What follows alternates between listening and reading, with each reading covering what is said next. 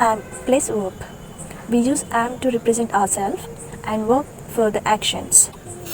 am అనే word మనని మనం రిప్రజెంట్ చేసుకునేటప్పుడు, మన గురించి మనం ఎక్స్ప్రెస్ చేసుకునేటప్పుడు యూస్ చేస్తారు.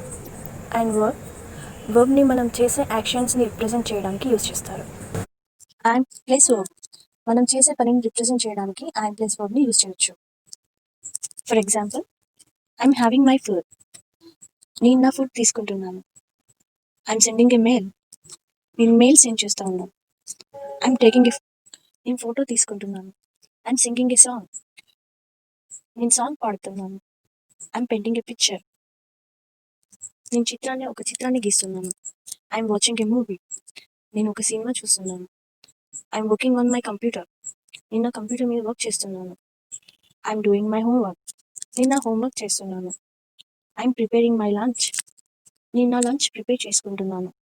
I'm acting in a movie. నేను మూవీలో యాక్ట్ చేస్తున్నాను.